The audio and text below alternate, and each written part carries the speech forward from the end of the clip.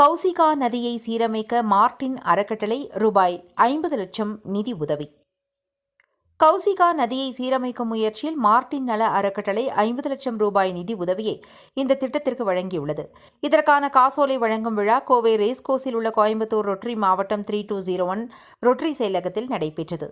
கௌசிகா நீர்க்கரங்கள் இந்த திட்டத்தில் பையம்பாளையத்திலிருந்து தேவம்பாளையம் வரையிலான 6 கிலோமீட்டர் தூரத்திற்கு கௌசிகா நீர்க்கரங்கள் ரொட்டரி மாவட்டம் 3201 உடன் இணைந்து மறுசீரமைப்பு மேற்கொள்ளப்படுகின்றன. இதற்கான விரிவான திட்ட அறிக்கை தொழில்நுட்ப ரீதியாகவும் சுற்றுப்புற சூழல் மற்றும் சமுதாய ஒத்துழைப்புடன் தயார் செய்யப்பட்டுள்ளது.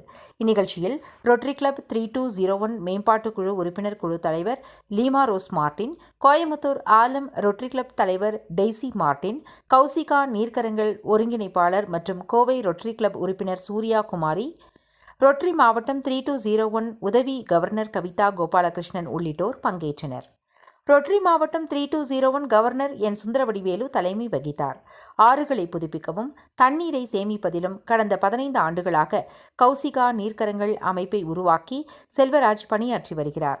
இந்த அமைப்பு நீர்நிலைகளை பாதுகாக்கவும் நிலத்தடி நீர்மட்டத்தை உயர்த்தவும் பல்வேறு முயற்சிகளை மேற்கொண்டு திட்டங்களை செயல்படுத்தியும் வருகிறது.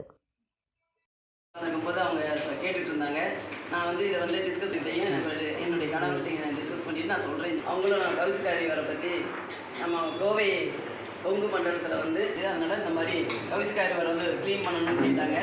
நாங்கள் சரின்னு சொன்னால் அது கவிதா கோபாலகிருஷ்ணன், அதுமாதிரி மதுக்கண்ணன், வித்யா மேடம், அப்புறம் குளோரி ஜான் கிரீட்டோ, அனைத்து தலைவர்கள்லாம் வந்திருக்கிறாங்க. நம்ம ரோட்டரி தலைவர், செக்ரட்டரி எல்லாருமே இருக்காங்க.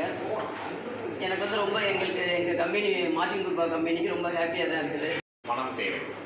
பணத்தை கையில் அள்ளி கொடுத்திருக்கிறார்கள் என்று தான் நாங்கள் சொல்ல வேண்டும். அவர்களுக்கு எங்களுடைய